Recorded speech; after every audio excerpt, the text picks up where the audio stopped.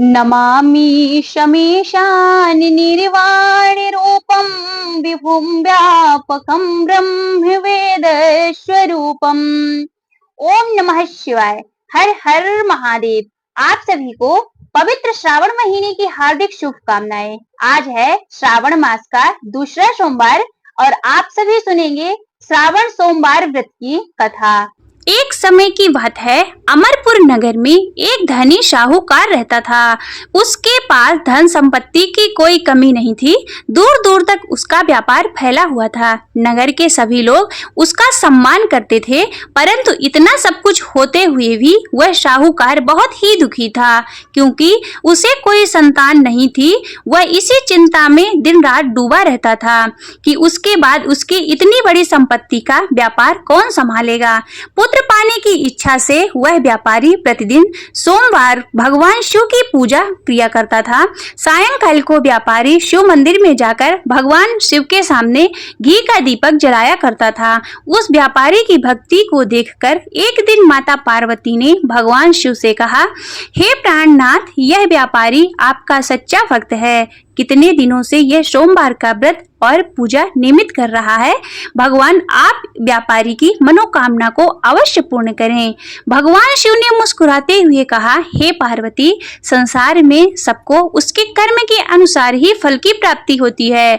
प्राणी जैसा कर्म करते हैं उन्हें वैसा ही फल प्राप्त होता है। उसके बावजूद पार्वती जी नहीं मानी। उन्होंने आग्रह करते हुए कहा, नहीं प्राणनाथ, आप को इस व्यापारी की इच्छा पूरी करनी पड़ेगी। यह आपका अनन्य भक्त है। प्रति सोमवार आपका विधिवत व्रत रखता है और पूजा अर्चना के बाद विधिवत भोग लगाकर एक ही समय भोजन ग्रहण करता है। आपको उसे पुत्र प्राप्ति का वरदान देना होगा।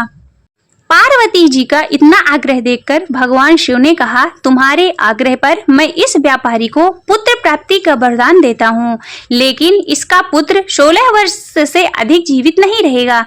उसी रात्र भगवान शिव ने स्वप्न में उस व्यापारी को दर्शन देकर उसे पुत्र प्राप्ति का वरदान दिया और उसके पुत्र के 16 वर्ष तक जीवित रहने की बात भी बताई।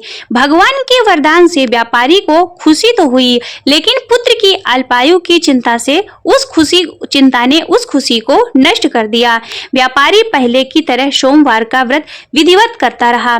कुछ महीने पश्चात उसके घर में अति सुंदर पुत्र उत्पन्न हुआ। पुत्र जन्म से व्यापारी के घर में खुशियां भर गईं। बहुत धूमधाम से पुत्र जन्म का समारोह मनाया गया। व्यापारी को पुत्र जन्म की अधिक खुशी नहीं हुई, क्योंकि उसे पुत्र की अल्पायु के रहस्य का पता था। यह रहस्य घर में किसी को भी मालूम नहीं था। विद्वान ब्राह्मणों ने उस पुत्र का नाम अमर रखा। जब अमर 12 वर्ष का हुआ तो शिक्षा के लिए उसे वाराणसी भेजने का निश्चय हुआ। व्यापारी ने अमर के मामा दीपचंद को बुलाया और कहा कि अमर को शिक्षा प्राप्त करने के लिए वाराणसी छोड़ आओ। अमर अपने मामा के साथ शिक्षा प्राप्त करने के लिए चल दिया। रास्ते में जहाँ भी अमर और दीपचंद रात्रि विश्राम के लिए ठहरते, वहीं यज्ञ करते और ब्राह्मणों को भोजन कराते थे। लंबी यात्रा के बाद अमर और दीपचंद एक नगर में पहुंचे। उस नगर के राजा की कन्या के विवाह की खुशी में पूरे नगर को सजाया गया था। निश्चित उस समय बारात आ गई, लेकिन वर का पिता अपने बेटे के एक आंख में काने होने के कारण बहुत चिंतित था। उसे इस बात का भय सता रहा था कि राजा को इस बात का पता चलने पर कहीं वह विवाह से इनकार न कर दे। इससे उसकी बदनामी होगी। वर के पिता ने अमर को देखा तो उसके मस्तिष्क में एक विचार आया। उसने सोचा, क्यों ना इस लड़के को दूल्हा बनाकर राजकुमारी से विवाह करा दूं। विवाह के बाद इसको धन देकर विदा कर दूंगा और राजकुमारी को अपने घर ले आऊंगा। वर के पिता ने इसी संबंध में अमर और दीपचंद से बात की। दीपचंद ने धन मिलने के लालच में वर के पिता की बात स्वीकार कर ली। अमर को दूल्हे के वस्त्र पहनाकर राजकुमारी चंद्रिका से विवाह करा दिया गया। राजा ने बहुत सा धन देकर राजकुमारी को विदा किया। अमर जब लौट रहा था तो सच नहीं छिपा सका। उसने राजकुमारी की ओढ़नी पर लिख दिया, राजकुमारी चंद्रिका, तुम्हारा विवाह तो मेरे साथ हुआ है। मैं वाराणसी में शिक्षा प्राप्त करने जा रहा हूँ। अब तुम्हें इस नवयुवक की पत्नी बनना पड़ेगा। वह काना है। जब राजकुमारी ने अपनी ओढ़नी पर लिखा हुआ पढ़ा तो उसने काने लड़के के साथ जाने से इनकार कर दिया। राजा ने सब बातें जानकर राजकुमारी को महल में रख लिया। उधर अमर अपने मामा दीपचंद के साथ वाराणसी पहुंच गया। अमर ने गुरुकुल में पढ़ना शुरू कर दिया। जब अमर की आयु 16 वर्ष हुई तो उसने एक यज्ञ किया। यज्ञ की समाप्ति पर ब्राह्मणों को भोजन करवाया और खूब अन्न वस्त्र दान किए। रात को अमर ने अपने शयन कक्ष में सो गया। शिव के वरदान के अनुसार शयन अवस्था में ही अमर के प्राण पखेरु उड़ गए। सूर्योदय पर मामा अमर को मृत देखकर रोने पीटने लगा। आसपास के लोग भी एकत्र होकर दुख प्रकट करने लगे। मामा के रोने विलाप करने से स्वयं समीप से गुजरते हुए भगवान शिव और माता पार्वती ने भी सुने। पार्वती ने भगवान से कहा, प्राणनाथ, मुझसे इसके रोने के स्वर सहन नहीं हो रहे, आप इस व्यक्ति के कष्ट को अवश्य दूर करें। भगवान शिव ने पार्वती के साथ अदृश्य रूप में समीप जाकर अमर को देखा। पार्वती से बोले, पार्वती, यह उसी व्यापारी का पुत्र है। मैंने इसे 16 वर्ष की आयु का वरदान दिया था, इसकी आयु तो पूरी हो गई है। पार्वती ने फिर भगवान शिव से निवेदन किया कि हे प्राणनाथ, आप इस लड़के को जीवित करें, नहीं तो इसके माता पिता पुत्र की मृत्यु के कारण रो रो कर अपने प्राण त्याग देंगे। इस लड़के का पिता तो आपका परम भक्त है, वर्षों से सोमवार का व्रत करते हुए आपको भोग लगा रहा है। पार्वती जी के आग्रह करने पर भगवान शिव ने उस लड़के को जीवित होने का वरदान दिया और कुछ ही पल में वह जीवित होकर बैठ गया। शिक्षा समाप्त करके अमर मामा के साथ अपने नगर की ओर चल दिया। दोनों चलते हुए उसी नगर में पहुंचे जहां अमर का विवाह हुआ था। उस नगर में ही अमर ने यज्ञ का आयोजन किया। समीप से गुजरते हुए राजा ने यज्ञ का आयोजन देखा। राजा ने अमर को तुरंत पहचान लिया। यज्ञ समाप्त होने पर राजकुमार अमर और उसके मामा को महल में ले गया और कुछ दिन उसे महल में रखकर बहुत सा धन वस्त्र देकर राजकुमारी के साथ विदा किया। रास्ते में सुरक्षा के लिए राजा ने बहुत से सैनिकों को साथ भेजा। दीपचंद ने नगर में पहुंचते ही एक दूत को घर भेजकर अपने आगमन की सूचना भेजी। अपने बेटे अमर के जीवित वापस लौटने की सूचना से व्यापारी बहुत ही प्रसन्न हुआ। व्यापारी ने अपनी पत्नी के साथ स्वयं को एक कमरे में बंद कर रखा था। भूखे प्यासे रहकर व्यापारी और उसकी पत्नी बेटे की प्रतीक्षा कर रहे थे और उन्होंने प्रतिज्ञा कर रखी थी कि यदि उन्हें अपने बेटे की मृत्यु का समाचार मिला तो वे दोनों अपने प्राण त्याग देंगे। खबर पाकर व्यापारी अपनी पत्नी और मित्रों के साथ नगर के द्वार पर पहुंचा। अपने बेटे के विवाह का समाचार सुनकर पुत्र वधू राजकुमारी चंद्रिका को देखकर उसकी खुशी का ठिकाना ना रहा। उसी रात्रि भगवान शिव ने व्यापारी के स्वप्न में कहा कि हे श्रेष्ठी, मैंने तेरे सोमवार के व्रत करने से और व्रत कथा सुनने से प्रसन्न होकर तेरे पुत्र को लंबी आयु प्रदान की है। व्यापारी बहुत ही प्रसन्न हुआ। सोमवार का व्रत करने से व्यापारी के घर में खुशियां लौट आईं।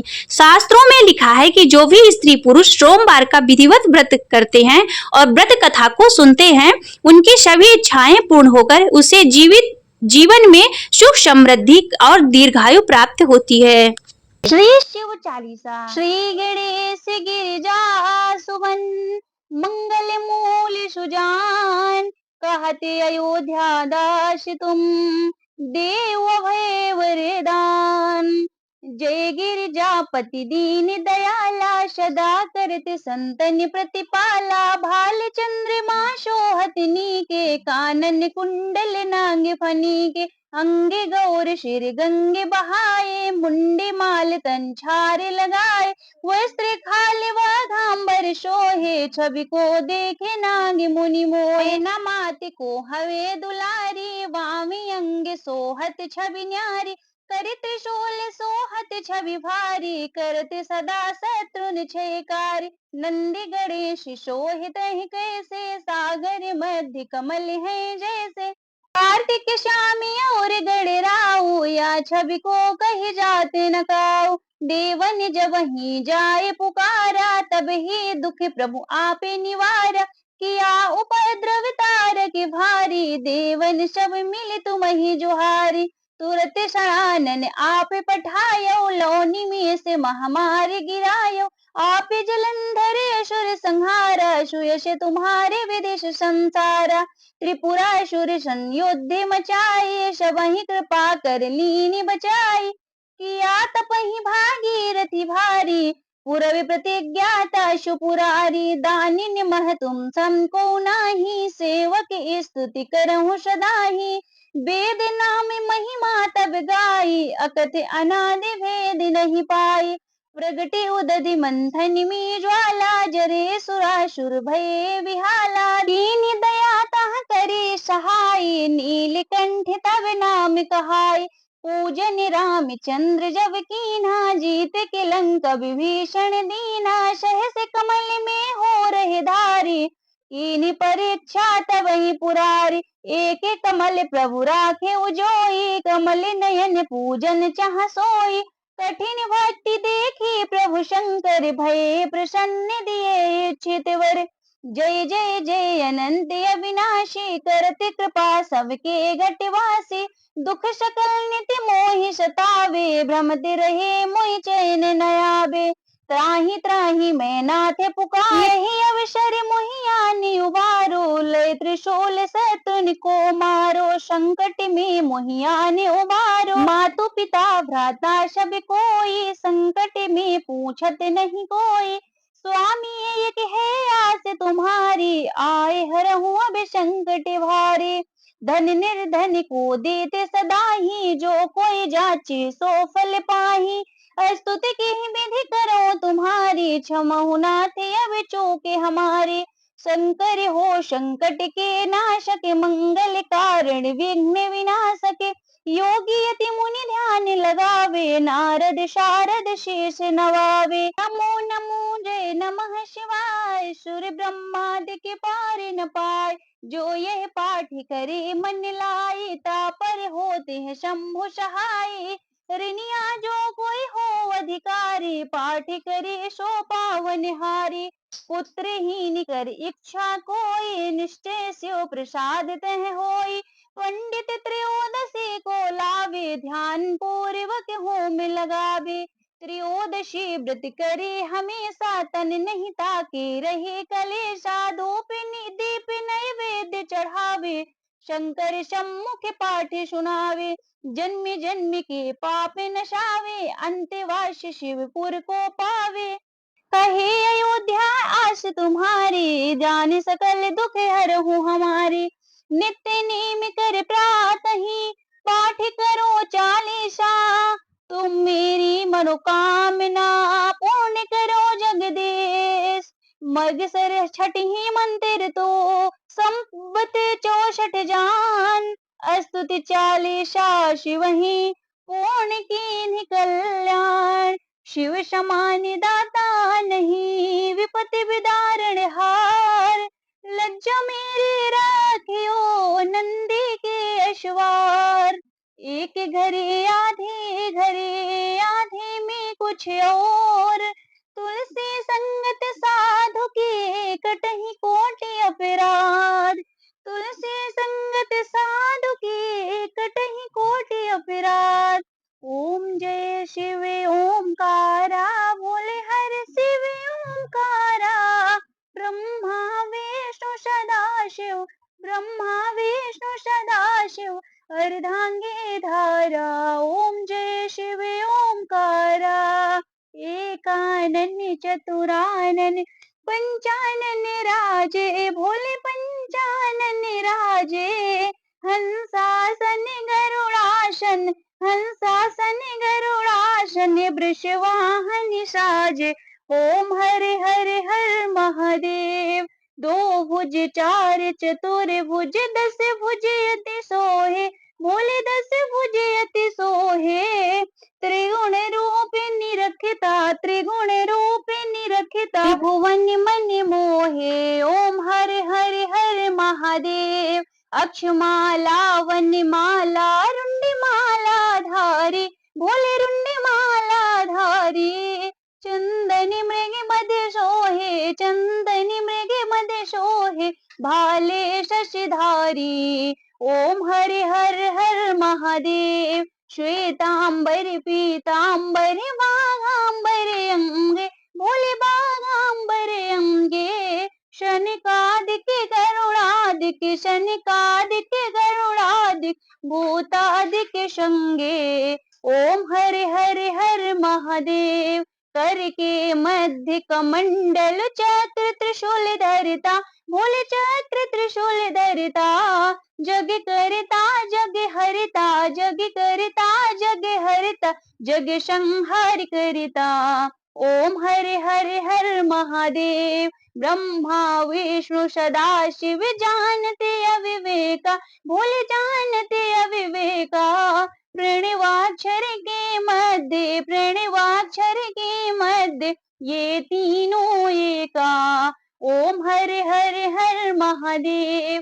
काशी में विश्वनाथ विराजते नंदी ब्रह्मचारी बोले नंदी ब्रह्मचारी नित्य उठी भोग लगावत नित्य उठी भोग लगावत महिमायति भारी ओम हरे हरे हर महादेव त्रिगुण शिव जी की आरती जो कोई नर गावे बोले जो कोई नर गावे कहत शिवानंद स्वामी भजते हरे हरे स्वामी मनवांछित फल पावे ओम हरे हरे हर महादेव ओम जय शिव ओंकारा बोले हर शिव ओंकारा ब्रह्मा विष्णु सदा शिव ब्रह्मा विष्णु सदा शिव अर्धांगे धारा ओम जय शिव ओंकारा नमः पार्वती पतये हर हर महादेव श्री शिवाय नमस्तुभ्यं।